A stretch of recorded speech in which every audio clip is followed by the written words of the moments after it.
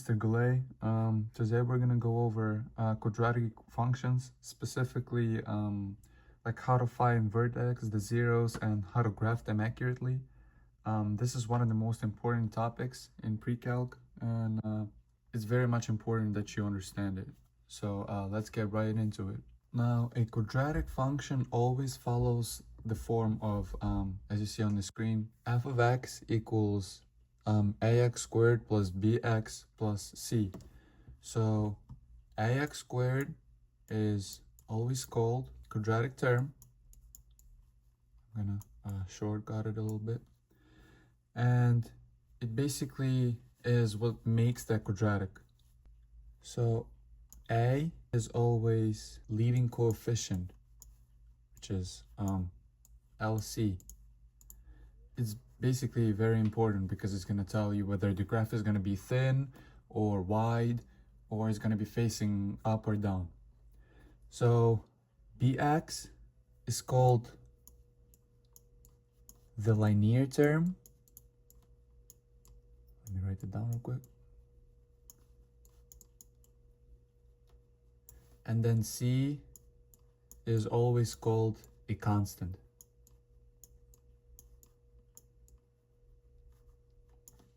There we go.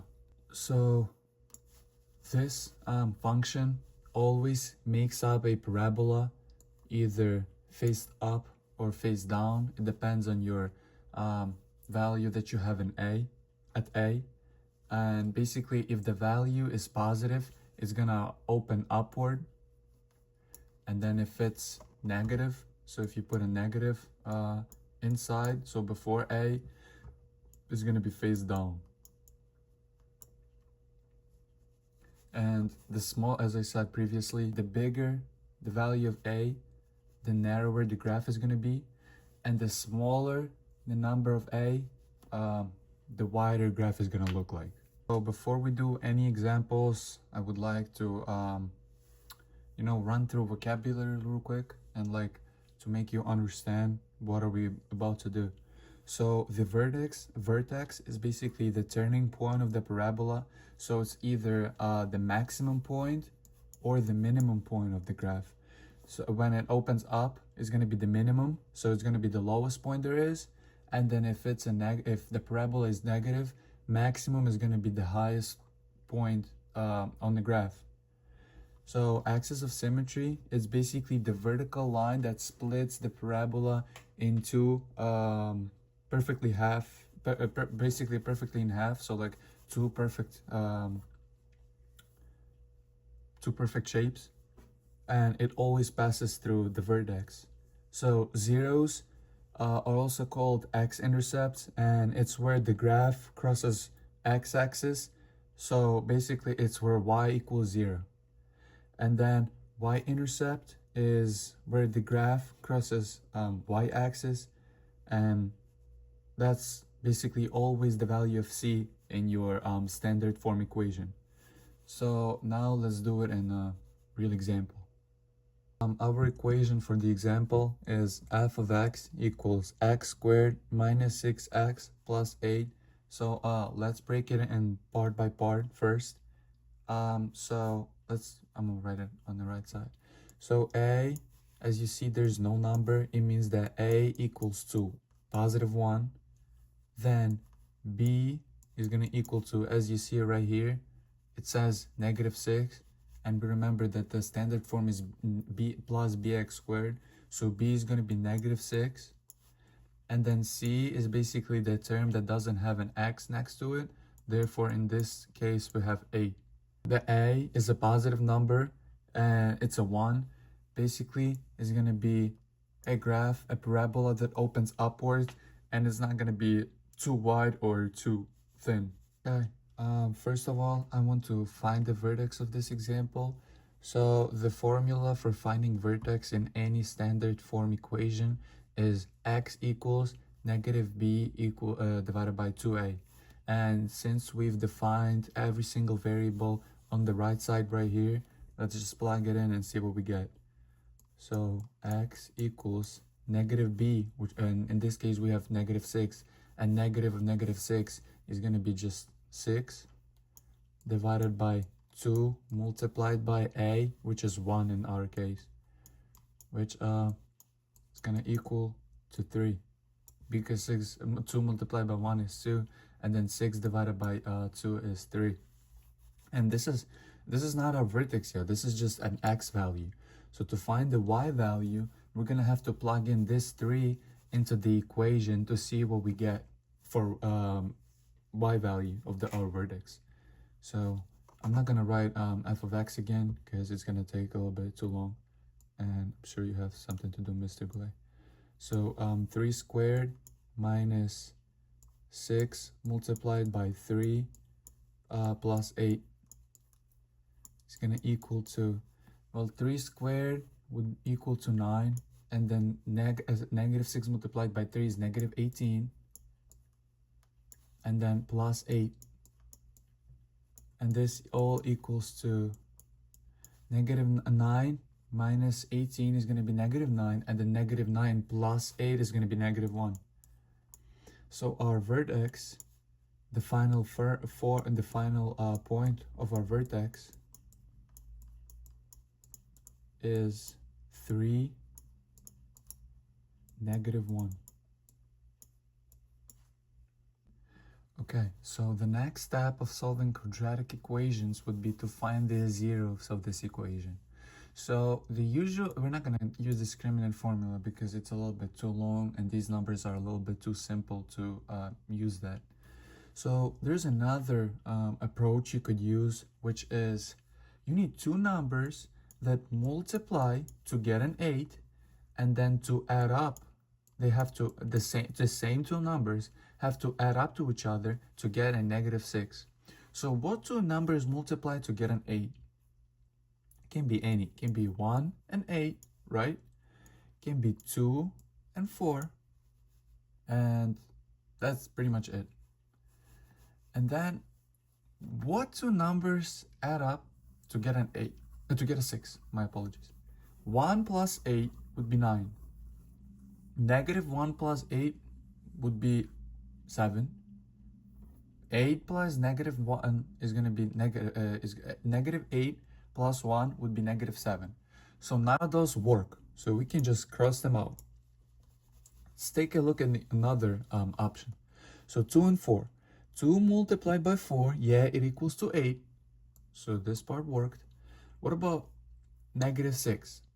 So we can have 2 plus 4 is going to be 6, but we need a negative 6. So to make it come true, we will put negative 2 and negative 4.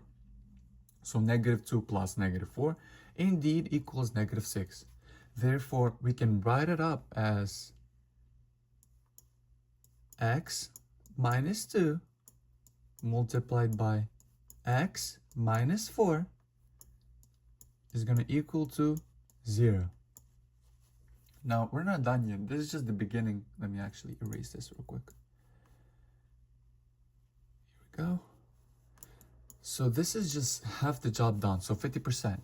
Now, to find actual x-intercepts, we would need to make each of both of those parts of equations, we would need to make them equal to 0. So this equals to 0, and this equals to 0. So this would look like x minus 2 equals to 0, and x minus 4 equals to 0. Now we're going to move, for example, in this case, x minus 2 equals to 0. To find x, we need to move negative 2 to the right side of the equation, which is going to be x equals to 2. So that's one x-intercept. And the next one is x minus 4 equals 0. X would be equal to 4 because we're moving negative 4 to the other side and it makes it positive. Therefore, x-intercepts are 2, 0, and let me write it below, 4, 0. Okay, now I wrote a lot of stuff outside of the camera, so let me go over it. So these are x-intercepts. Let me actually move it a little bit so better. So, never mind. So x-intercepts, we already found them in the previous in the previous step of our solving. So now we can also check the solutions with the discriminant formula. So the discriminant formula is b squared minus 4ac. There's three rules. So if whatever we get here, so if we plug in the numbers we defined at the beginning of the video, you're gonna plug them into this equation, and that's what you should get. So if the answer you get is more than 0, you're gonna get two real solutions. If the answer is equal to 0, you're gonna get only one real solution. And if the answer is less than 0, you're gonna get no real solutions. So if we look up to our defined terms, a equals 1, b equals -6, c equals 8, plug them in here, we're gonna get 6 squared minus 4 times 1 times 8 is gonna equal 36, right? 36 minus 32 is gonna equal to 4. And 4 is more than 0, therefore both of these answers work. Okay, now there's one more step to graphing before we graph. So you would need to find y-intercept, and to find y-intercept, you would need to set x at 0. So your formula would look like f of 0 equals 0 minus 0 plus 8, which would equal to 8. Therefore, your y-intercept is 0 and 8. Basically, the c value. Just when you see the standard equation, c value is most likely going to be your y-intercept. Okay, so my personal favorite strategy to graph is we would need to label all 4 points. So let's start with the vertex. So vertex would be at 3 and -1, as it says right here. So let's count it. The first number is x, the second number is y. So 1, 2, 3, and then 1 down. This would be our vertex right here. The second, the other two numbers would be x-intercept. As you remember, our zeros are 2, 0 and 4, 0. So let's mark that up. So 2, 0 would be 1, 2, and then my apologies, 4, 0, 2, 3, 4. And our last number is y-intercept. So y-intercept would be at 0 all the way to 8. So let's graph it up.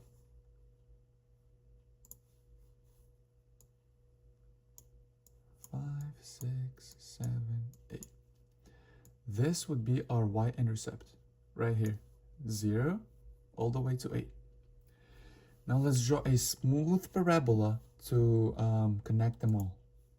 So we're gonna start it right here. We're gonna go down, and then right here we're gonna turn back up. This parabola is a little bit crooked, but you get the point. Everything that happens on the left, same thing is happening on the right. Okay, so I'm gonna give you a cheat sheet that you should maybe screenshot, or I don't know, just use it to your reference however you want, just remember it or something. So standard form SF is always going to be written f of x equals ax squared plus bx plus c. It should follow this format, and if you see that, it's most likely a standard form equation. Now vertex form is, to find the x coordinate of vertex, is x equals -b divided by 2a. Axis of symmetry would be the same formula as this, because as you remember, as I explained earlier, axis of symmetry always goes through the vertex point, so the middle of the parabola. Discriminant is b squared minus 4ac, and it tells you how many solutions there are. Remember, if it's more than 0, two solutions, less than 0, no real solutions, equals 0, one real solution.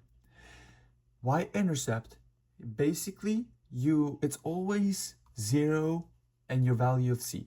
So every single time is going to be 0 and C. Now zeros, you would need to factor, use the quadratic formula, or if you have a graph, you can just read through that. Okay, so a few more tips before I let you go. Let me move it down a little bit. So always identify A, B, and C before doing anything else. It prevents from so many mistakes I've seen my classmates make and myself sometimes. So number 2 is vertex. The vertex x value and the axis of symmetry are the same number. Always, they are always the same number, remember that. 3, check your discriminant first. If it's negative, don't waste time trying to factor. There are no real zeros, therefore you shouldn't waste your valuable time on the test or in the SAT. 4, your zeros will always be symmetric around the axis of symmetry. They're always going to be equidistant, as one might say. So you basically use that to double check your work. So that's the end to my lesson. Quadratic functions, vertex zeros, graphing, everything together. Try the equation of, if you want more practice, try the equation of f of x equals x squared minus 4x minus 5 on your own, using my cheat sheet right here and my tips. So you'll do it better, you know. Thank you for watching, Mr. Goulet, and have a great day.